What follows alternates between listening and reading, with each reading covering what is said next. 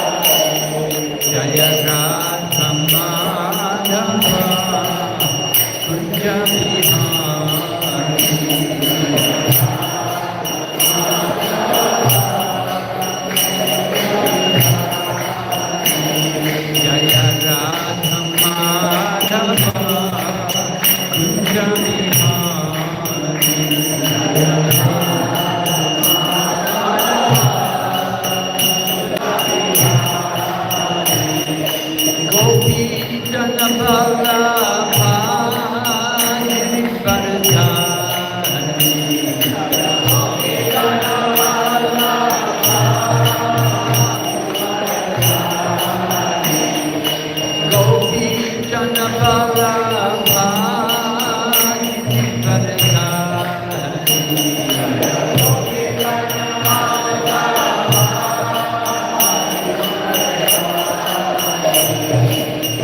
Yashodanandana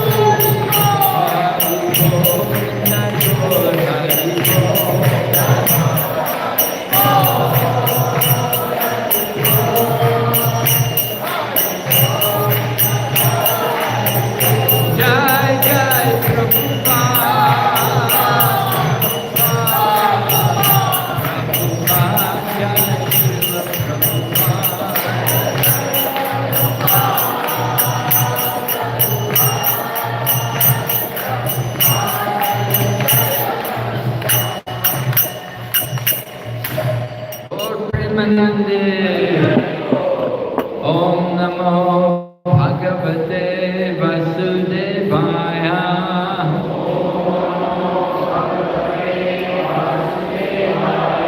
Om Namo Bhagavate Vasudevaya.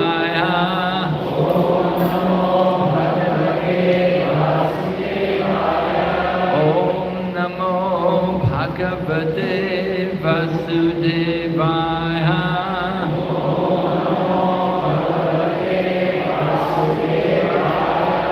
Narayanam Namaskrityam Naram Chaiva Narottamam Daivim Sarasatim Vyasam Tato Jayamudirhaya Nastapraeshu Vabhadreshu Nityam Bhagavata Sevaya Bhagavati Uttama Shloke Bhaktir Bhavati Naishtaki.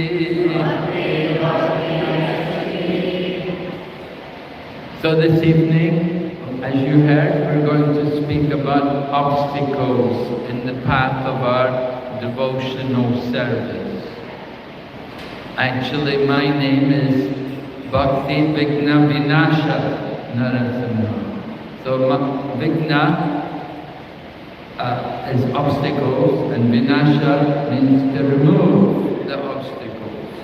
So obstacles can be removed by devotion, by bhakti. But sometimes there are obstacles in our path of devotion. We're trying to practice devotion, but there are obstacles. Actually, what is the real obstacle? The real obstacle is our own self. It's not that something is blocking us from serving Krishna. It is simply our own reluctance to fully commit ourselves to the service of Krishna. So the obstacle is a problem dealing with the mind. How to control the mind. It's a very important fact in Krishna consciousness, to control the mind. In the Bhagavad Gita, Lord Krishna talks about the mind in chapter 6, because in chapter 6, Lord, that for one who has conquered the mind is the best of friends. And for one who has failed to do so, then his very mind is the greatest enemy. Lord Krishna then goes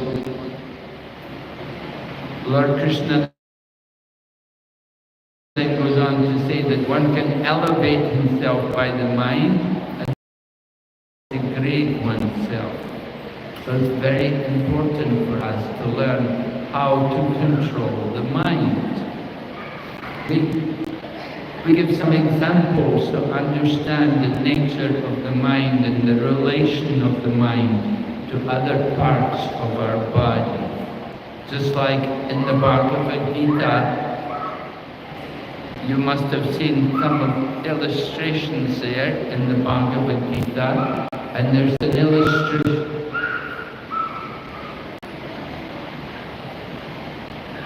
There's an illustration of a chariot there, and the horses are pulling the chariot, and on each of the horses there's one of the senses, because in the material body we have 5 senses.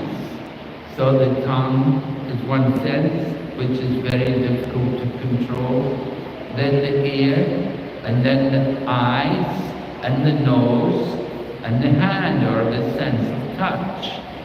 So these 5 senses, they are compared to horses. And controlling the senses is also important. Now, the mind is what controls the senses.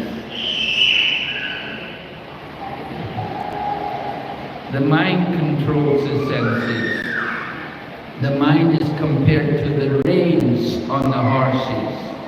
The horses are like, very powerful and very difficult to control. But you have reins on the horse, and the reins represent the mind. And how are the reins controlled? There's a driver on the chariot, and the driver on the chariot represents intelligence. So in this way there's a relationship between the senses and the mind and the intelligence. And the passenger on that chariot is the soul. The driver is the intelligence, the passenger is the soul, and the chariot itself represents the material body. So we are practicing bhakti yoga, and we have to understand the relationship between these different parts of our body. We all have a mind, we all have some intelligence, we all have senses, and we have a body. We have to learn how to control these different parts and how they relate to each other. So we say from the Bhagavad Gita we learn that the senses are superior to dull matter. Just like this table is matter. Now if I want to pick up the table and move the table over there, I could do that because it's matter, and matter is under the control of the living entities. The living entity is superior to dull matter. By my senses, I can move different things around. Matter cannot say, don't touch me, right? You do what you want with matter. So the senses are higher than matter.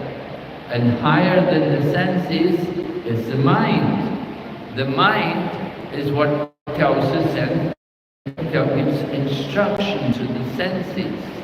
Our mind tells us, I'm hungry, I want to eat. The mind tells us, I'm tired, I want to sleep. The mind has desires. This is the nature of the mind. We will always have desires. Now some people think that they can stop desire, but you cannot stop desire. What we can do is to change the quality of our desire. Instead of desiring for simply material sense pleasure, we can desire to do service for Krishna. Just like in the material world, people like to sing and play musical instruments. There's many musical groups. Tonight we heard wonderful bhajan by the devotees. They were playing so nicely the instruments, and they were chanting so wonderfully. It was very beautiful, the performance.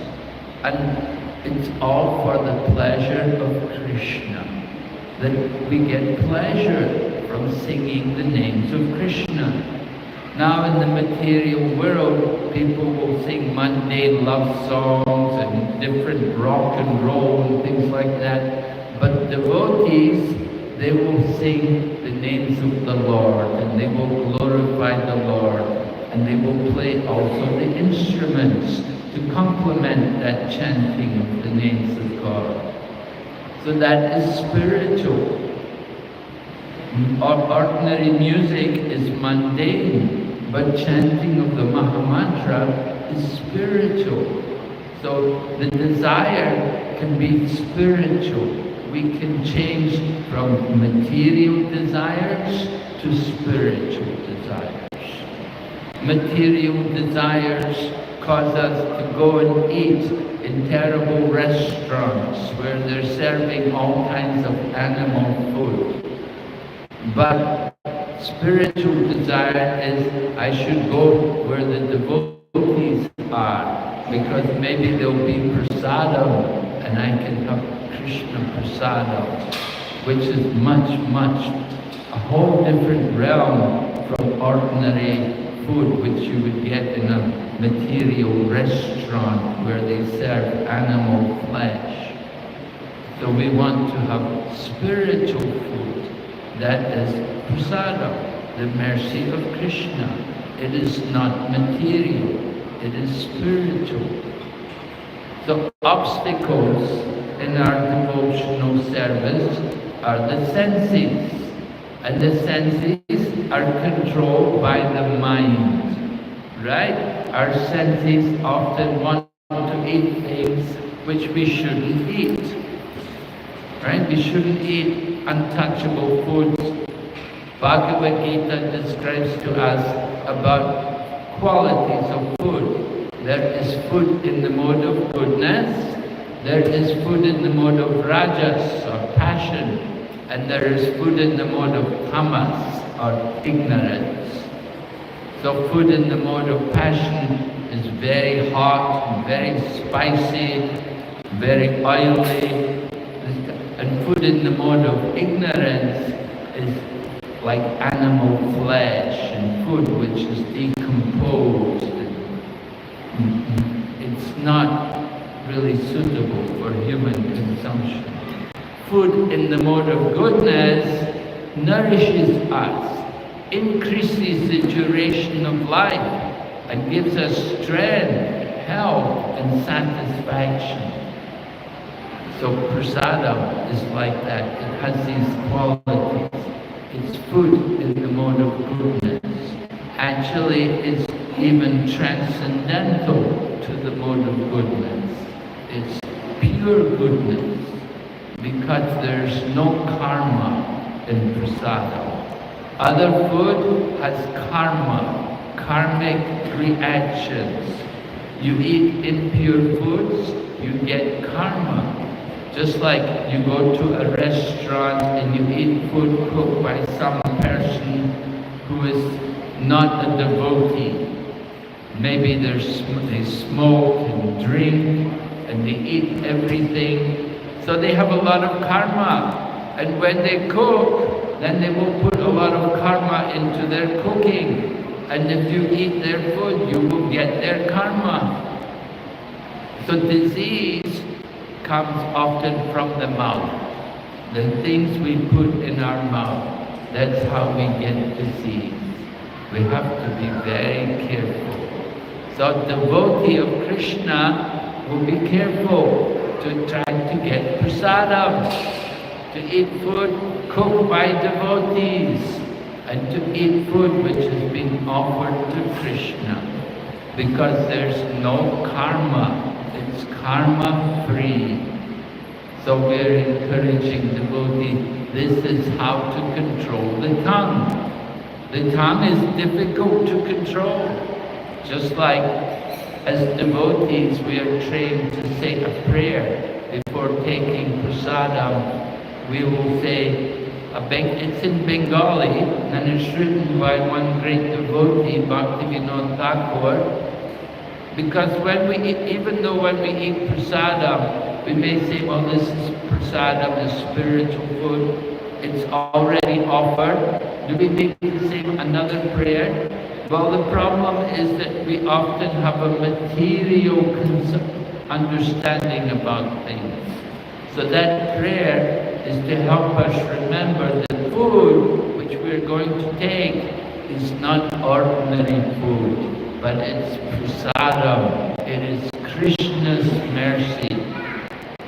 So we say, Sharira avidya jao jajandya taheka. Right? It's a prayer which we often recite. And it's one of the first prayers I learned when I became a devotee. Right? When I became a devotee, before taking prasadam, the devotees would always say together this prayer. And so, of course, when we take prasadam, we would wake up, we'd feel very alert. Oh, prasadam, nice prasadam is coming. And then when we say another prayer, when we say Om Namo Bhagavate Vasudevaya, then we, oh no, going to be class, go to sleep, It's the go to sleep mantra, for some people. Not for everyone, but for some people. So prasadam is the wake up mantra. We like prasadam, everyone likes prasadam. The point is, we have to control the senses. And the senses are difficult to control. And of all the senses, the tongue, the most difficult to control. Very difficult to control the tongue. So we say, Sharira avidyajam jatendriyate jive phale vishaya shabare. The tongue is very jiva, very difficult to control the tongue. But Krishna is so kind, He has given us prasadam. So we take prasadam. This is how we overcome the obstacle of the tongue. We use the tongue to take prasadam and to chant Hare Krishna. Even sometimes you're not feeling very good, you feel depressed, things are going wrong, you're not getting all the business you want, or you're not getting along. What you can do when you start to have problem, chant Hare Krishna mantra. Join in the kirtan. Just like tonight, when the kirtan goes, then you get into the kirtan and the holy name, the mantra sounds in our mind, in our consciousness. We become Krishna conscious just by the sound of the mantra. Because that mantra is not ordinary. We say, Golokera Premadan Harinam Sankirtan. The holy name is coming from Goloka. It's a spiritual sound vibration. So when we feel depressed, when things are not going well, and you feel upset, chant the holy name. It's time for you to chant. Join the kirtan. And if you're alone, then put on the kirtan and play the kirtan, play some recording and chant along with it. Maybe you can go to YouTube and you can find so many kirtans on the YouTube, and you can join in the kirtan. Watch all the devotees chanting and dancing. Also dancing. It's important when we come in the kirtan, we don't just stand and walk, but we like to dance with the music. It's important for everyone. Take part in the kirtan. Some people just stand and they just look and they don't enter into the kirtan. But if you join in the kirtan, then you will feel the potency of the holy name. So we encourage the devotees, when somebody leads the kirtan, we respond.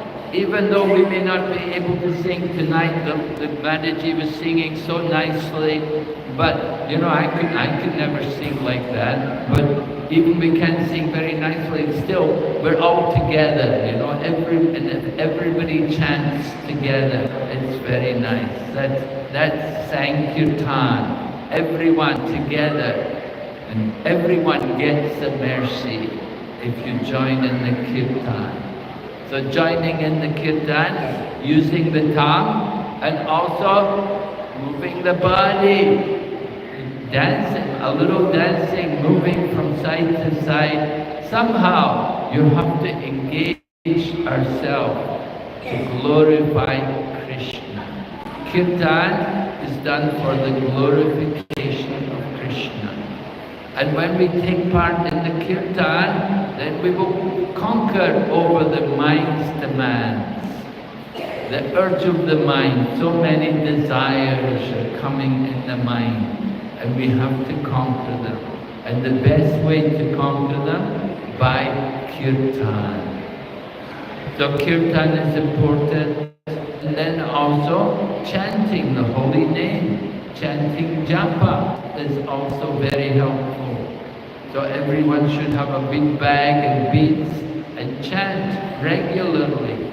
And if regularly we take shelter of the holy name, it will help us to overcome the obstacles in material life.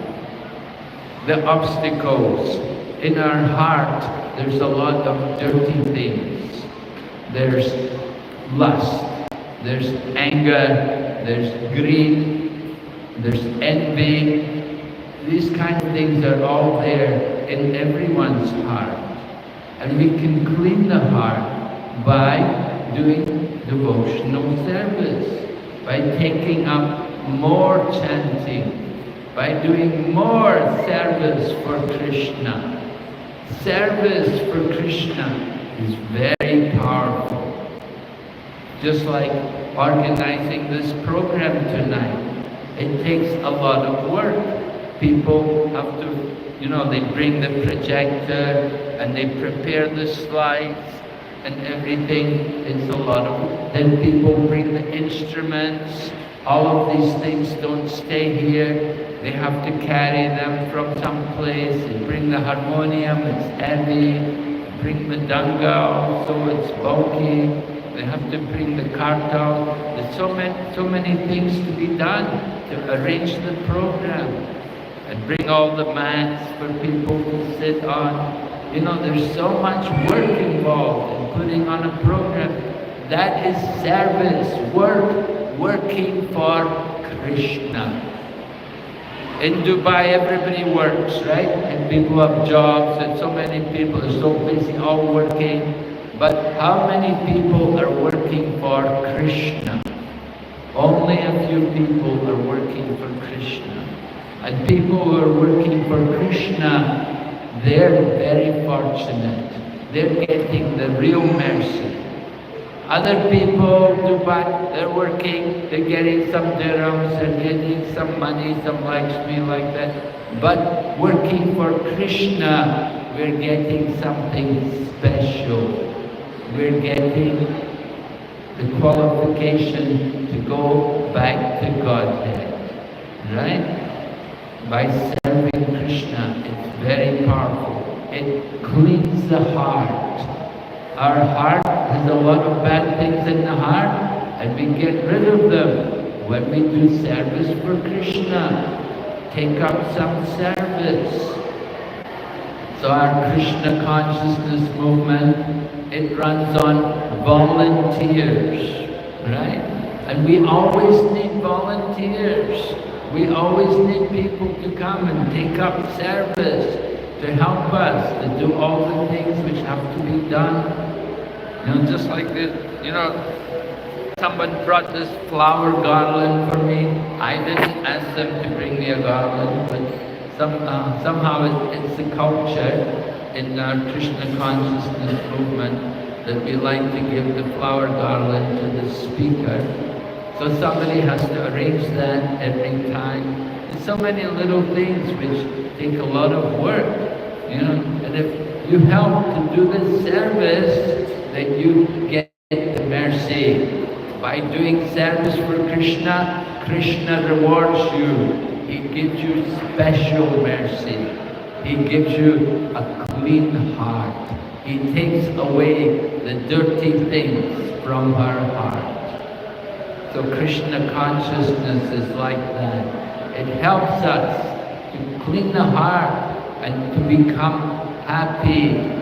We get great pleasure in serving Krishna. We get pleasure from chanting the holy name and from working for Krishna. It's very satisfying.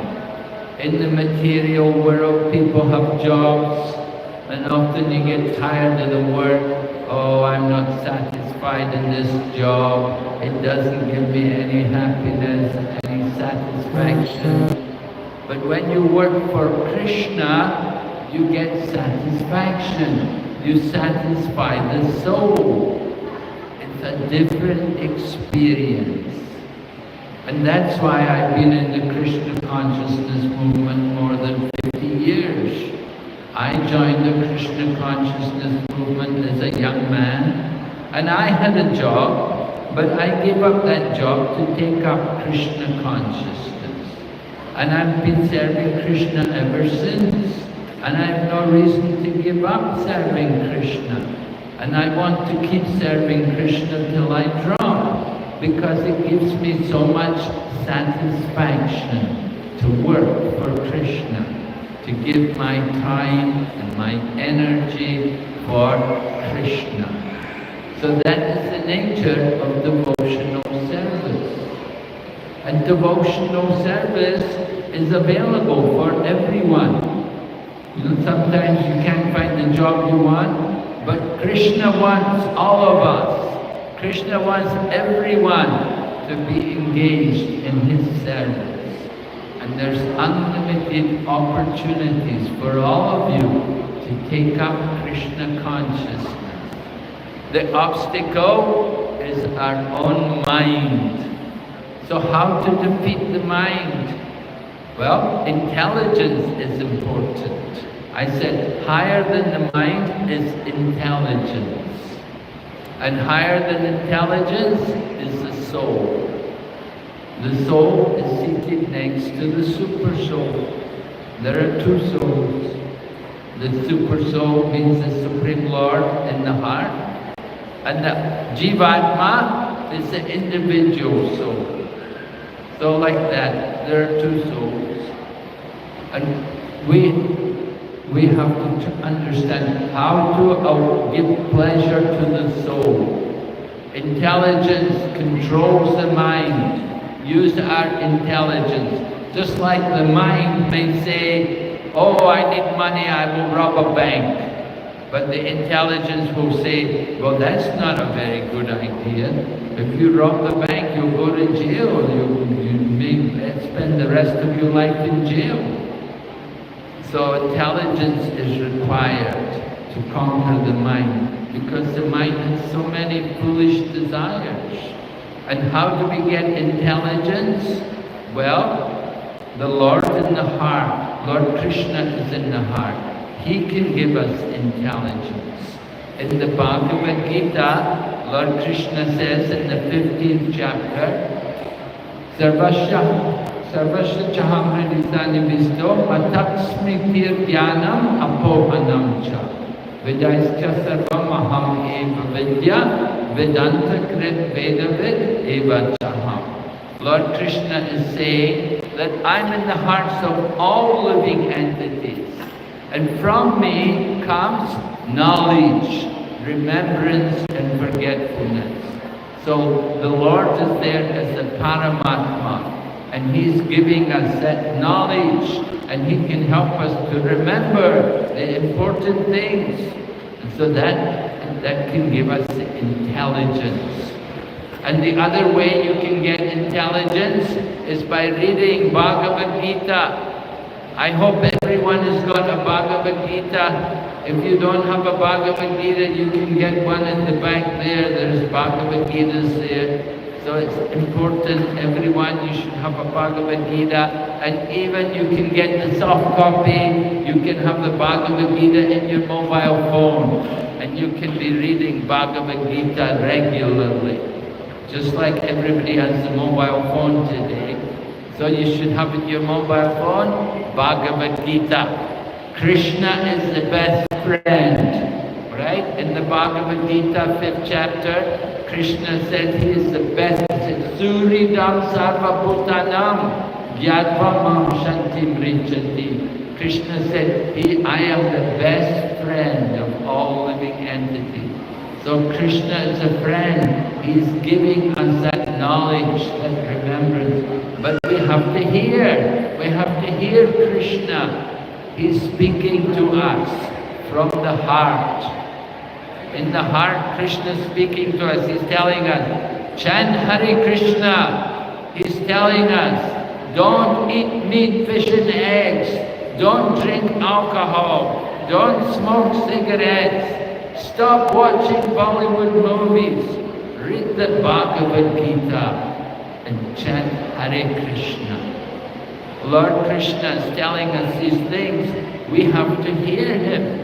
It's important for us. And that's why we have also the books like Bhagavad Gita, and we have also spiritual teachers. Just like spiritual teachers like Prabhupada and Prabhupada's students. They're all coming, so many students, so many senior devotees are coming.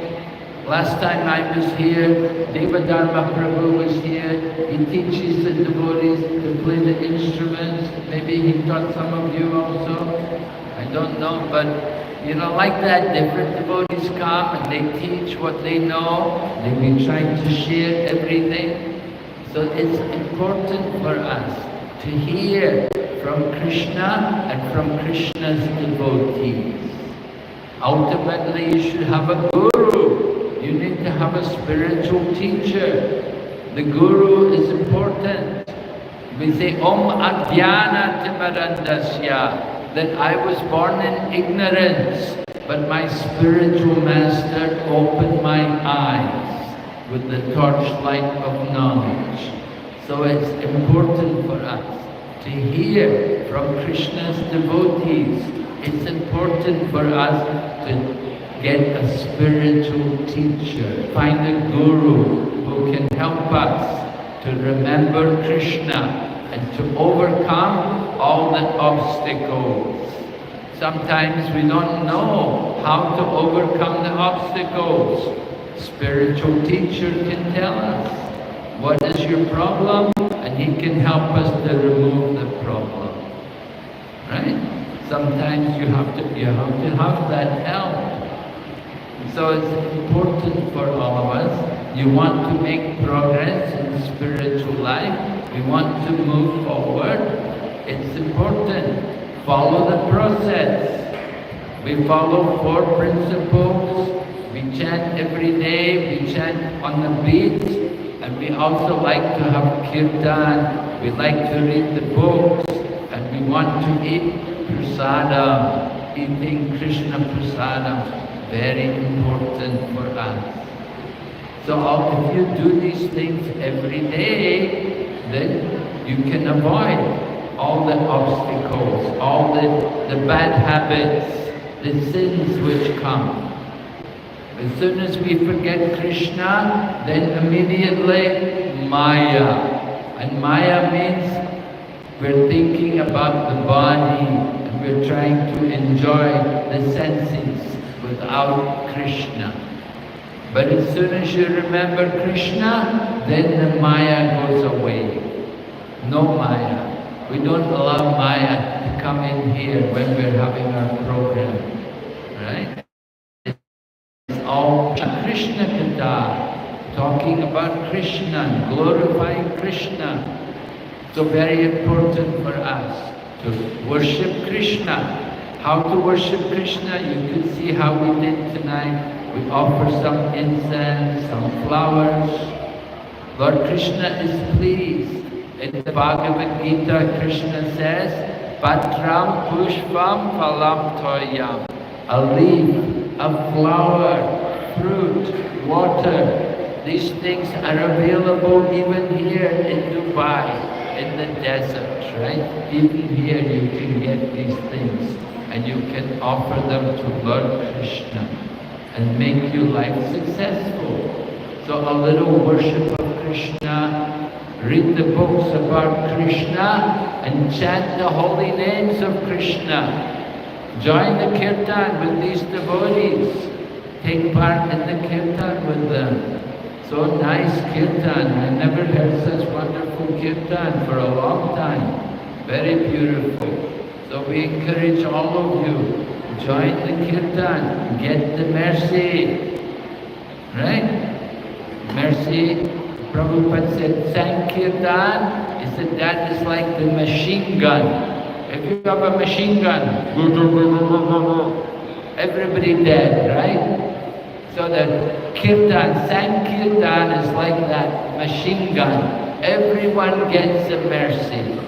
Everyone gets Krishna consciousness by the chanting of the holy names. So we're very happy to see all of you here this evening, and we encourage all of you to please continue chanting Hare Krishna and take part in this Krishna conscious program. Thank you very much. Are there any questions? Anyone has any question or any obstacle, any problem you want to overcome? Yes?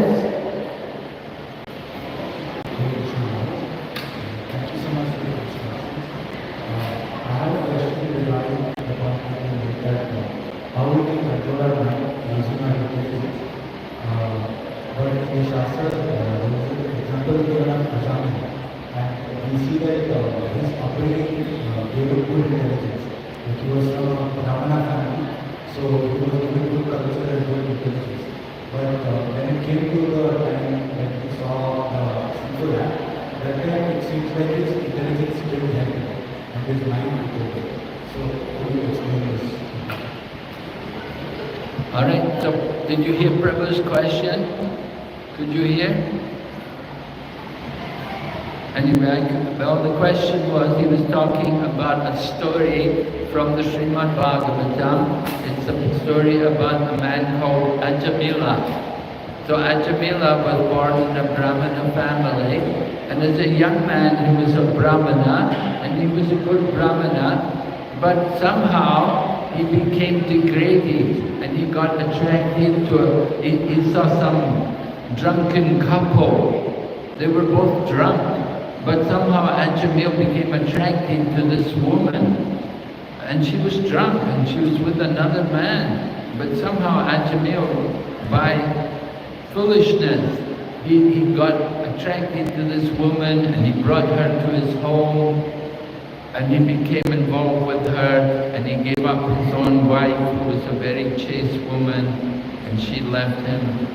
And so he lived with this woman who was a drunkard. He engaged in many sinful activities. So Prabhu is asking that in the beginning he had intelligence, he was a Brahmana, and he was worshipping Shaligram and so on. But then he lost his intelligence and listened to his mind. So how does it happen? Well, it happens because of lust. Lust can be situated in the senses, in the mind, or in the intelligence. So lust is the all-devouring sinful enemy. Lust is the desire to enjoy sense gratification, right? It's not a good thing.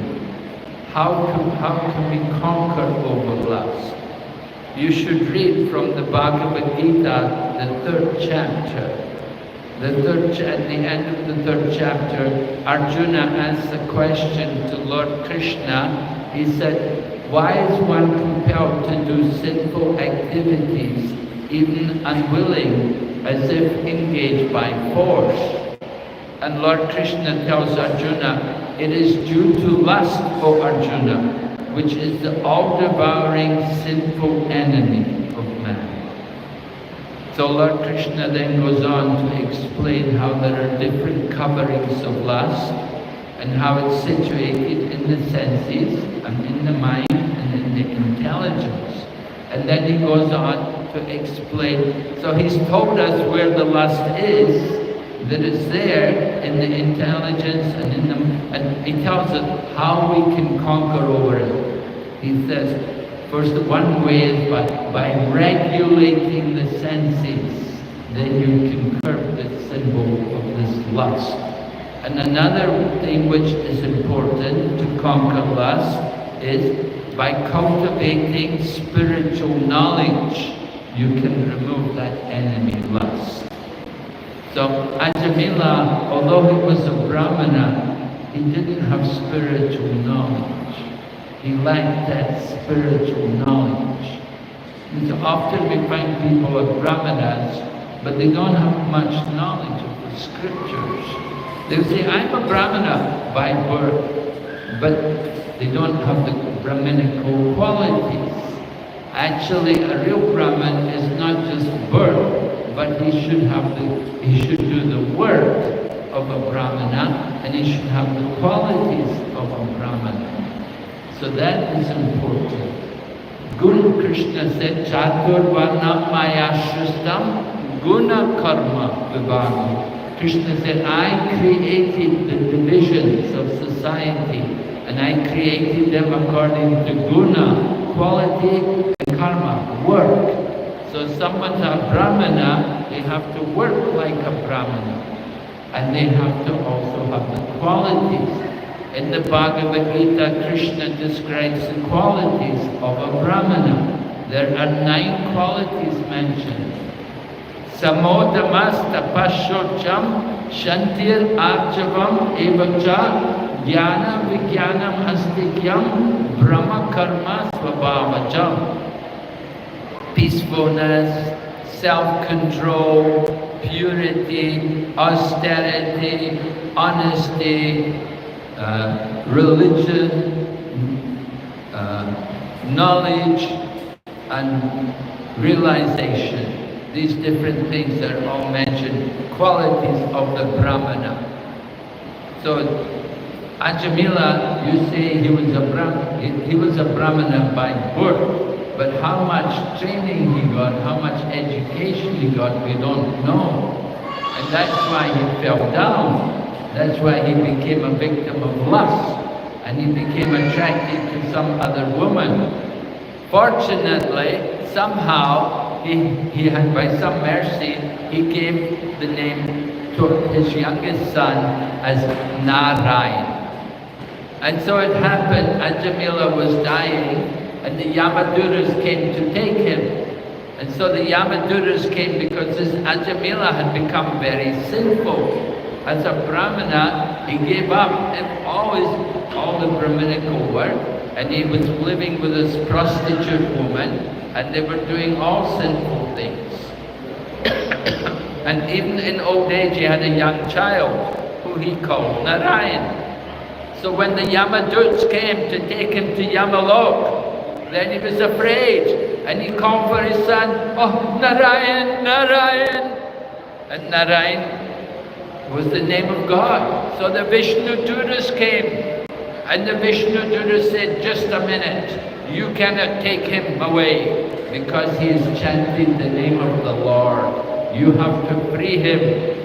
So Ajamila, he heard this, and he'd seen the Yamaduts, and they were tying him up to take him to Yamalok. But then the Vishnuduras came and said, "Stop, free him. He has chanted the name of the Lord. All of his sins are destroyed." So Ajamila, he got a reprieve at the last moment. He didn't have to go to Yamalok. So his life was extended a little bit. He understood the situation. After hearing from the Vishnuduras, then Ajamila left that woman, and he went away to Hardwar, and he took shelter in a Vishnu temple. And for the rest of his life, he stayed in that Vishnu temple, and he did seva there and chanting the holy name. And he gave up his body in the Ganga and went back to Dwarka. So he got success in the end by the power of the holy name. Yes? So that's the answer to your question. Any other question? Yes, Prabhu? Krishna Maharaj, please accept my respectful obeisances. Thank you for your wonderful class. Maharaj, my question, sometimes we experience setbacks and reversals in life through our parents, relatives, and colleagues and so on. So during that moment, our focus goes out of control, and then to remembering Krishna also it goes down. So how to remain steady and stay steadfast even if any reversal or setbacks are happening in our life, Maharaj? Yes, well, Queen Kunti, she prays for reversals. She says, "Vipada shantudashasvat tatra tatra jagat karo." She said, let all the calamities happen again and again. Because the more there are calamities, the more I think of Krishna. When you get difficulties and very calamities coming in your life, then you should understand it's time to take shelter of Krishna. I have to go to Krishna. Only Krishna can help me. So the difficulties which come, you have to recognize that this is Krishna. Thank you, Krishna. Krishna's reminding me I have to take more shelter of him. We have to train the mind. When the difficulties come, it's time to think of Krishna. Take shelter of Lord Krishna. Get your beat, start chanting more, and read the Bhagavad Gita more, and we'll understand more that these difficulties which come, it's the mercy of Krishna to make us more thoughtful, to remember Him. Yes, we have to think. We should think the difficulties which come are mercy from Krishna. When you're happy, it's not just when you're happy I can worship God, I can, oh Krishna. When we're happy, yes, we think Krishna's encouraging me. And when we're in distress, we think, actually I deserve to suffer much more, but Krishna's just giving me a little bit. He's just giving me a token punishment.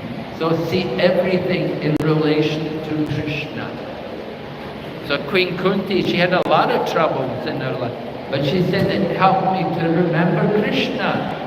And remembering Krishna means no more birth and death. You can get free of all your troubles by taking shelter of Krishna. Okay?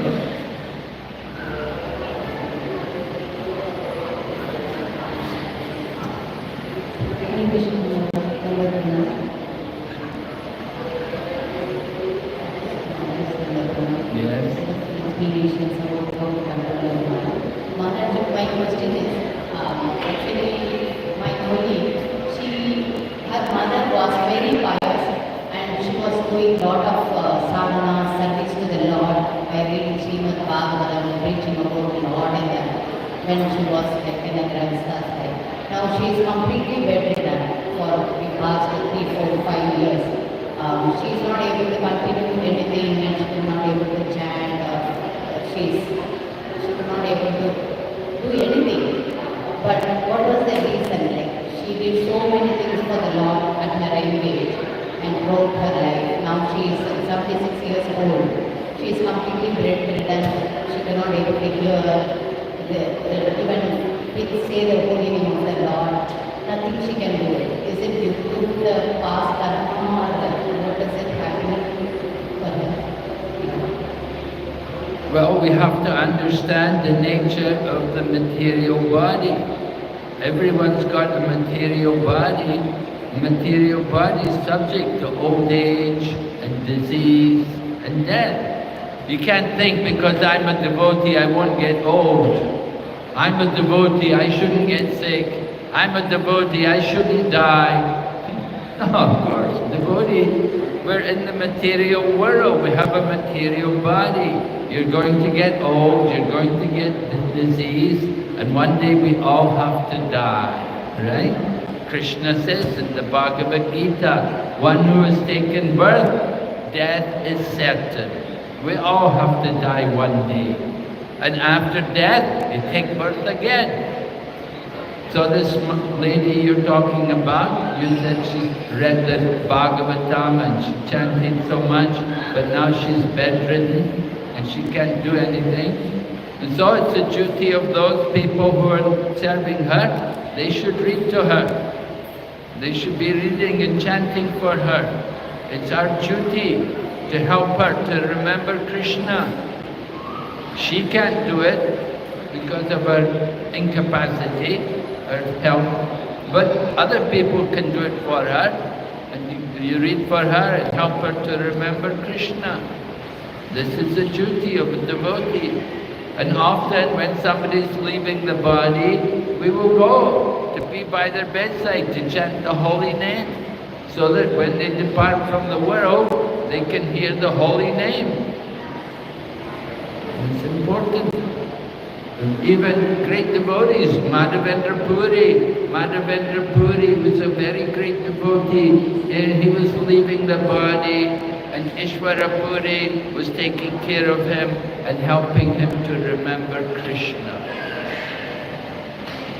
So, you know this lady, it's the duty of the devotees to help her, so that before she departs from the world, she can be remembering Krishna nicely. Right?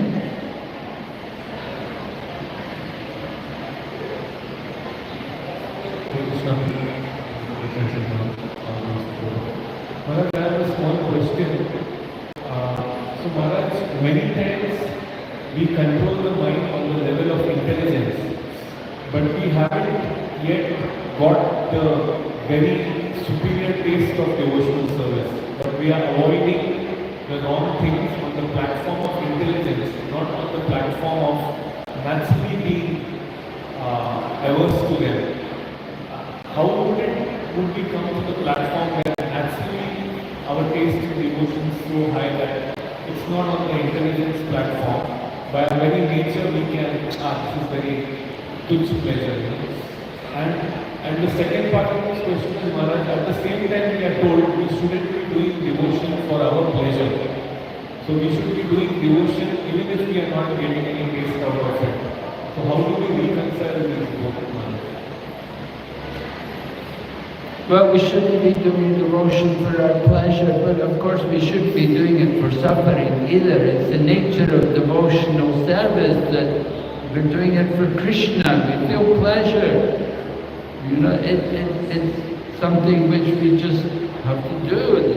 Just by serving Krishna, we get pleasure from it. And when Krishna is pleased, then naturally we will also feel pleased. We feel happy to see Krishna worshipped nicely. We decorate the deities, we cook a big feast for Krishna, we do kirtan for Krishna. You know, we're doing it for Krishna. So yeah, there's pleasure there also. It's not that it has to be miserable, that because we're serving Krishna we shouldn't be happy. No, yeah, we will enjoy service to Krishna. Even doing difficult things is pleasure for Krishna, pleasure for a devotee. Because he's doing it for Krishna. You may not like to do it, you may not like to clean the toilets, but we do it for Krishna, for the devotees, you know. We have to do everything in consciousness of Krishna. So the devotee is joyful in every situation. Control the mind. We don't, sometimes as you say, intelligence is higher than the mind, so sometimes we do things on the intellectual platform and not on the spiritual platform. But we have to cultivate spiritual intelligence, right? Intelligence, there's material intelligence, there's spiritual intelligence. That intelligence has to be higher quality. Material intelligence, we're just simply thinking on the mundane way, on the material platform. But spiritual intelligence is in relation to Krishna. So we have to use our intelligence for Krishna's service, Krishna consciousness.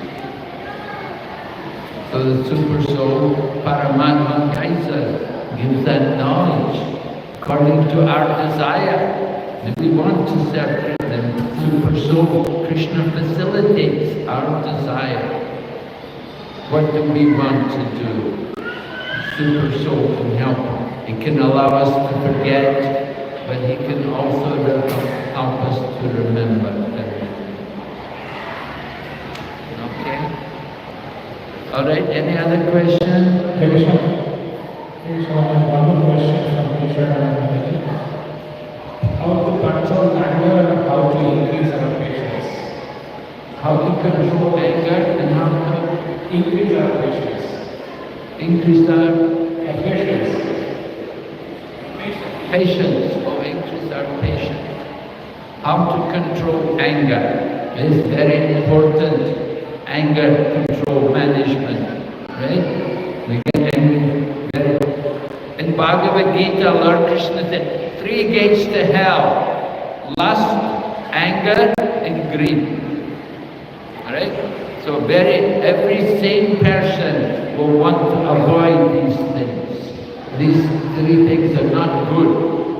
Not good to be lusty or angry or greedy. Now lust and anger and greed, they come from lust. When the lust is not satisfied, then we get angry.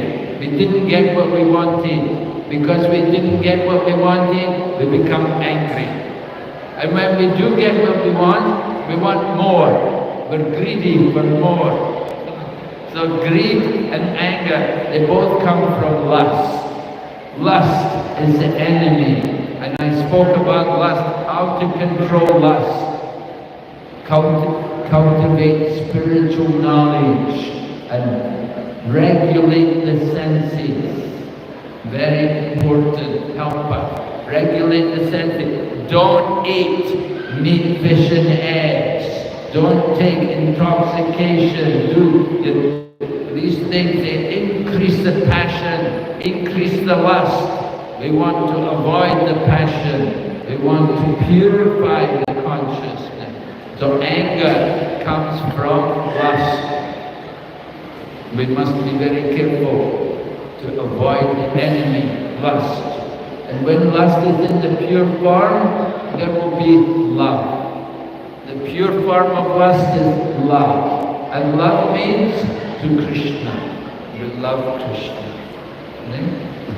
And patience is also a very difficult problem. Why are people not patient? Because they cannot control the senses, headed by the mind. Become impatient because we don't have control over the mind and senses. So, controlling the mind, we have to train ourselves. The mind is like a wild animal. How do you train a wild animal? Did you ever train a wild animal? I'll tell you what they do. They keep the animal in a cage. They put it in a cage and they starve it. They don't feed it. And then they beat it. And then they feed it. And so then the animal knows, oh, this man is very powerful. He put me in the cage. He starved me. And then he beat me. Now he's feeding me. I better do what he says.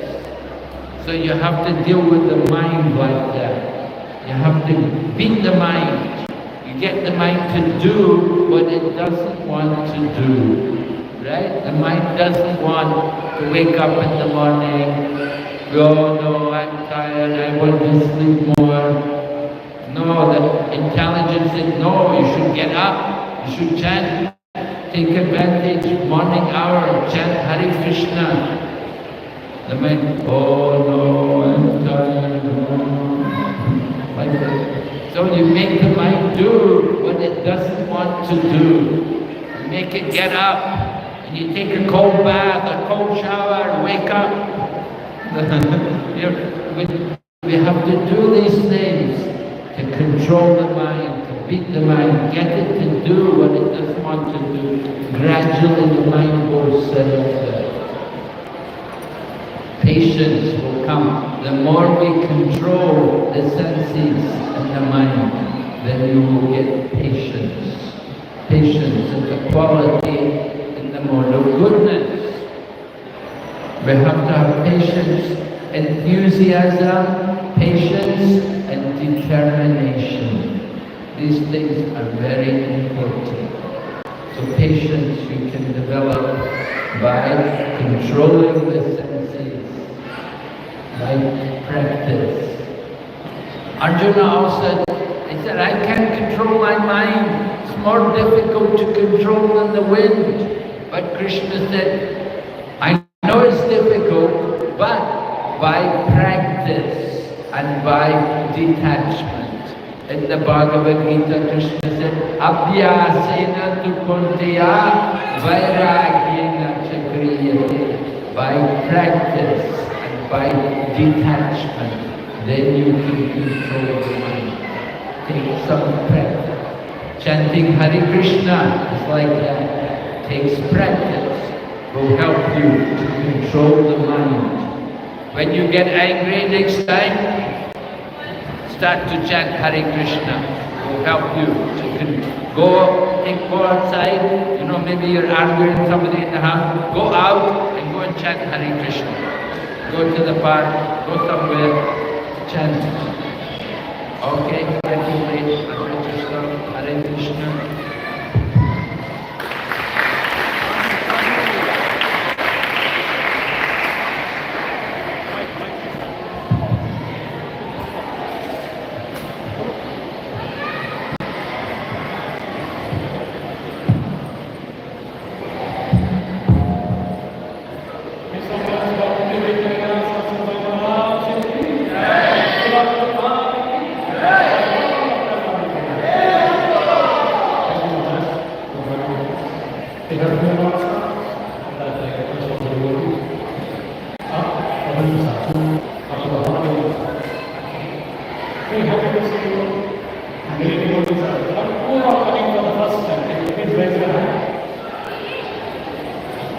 Okay, thank you.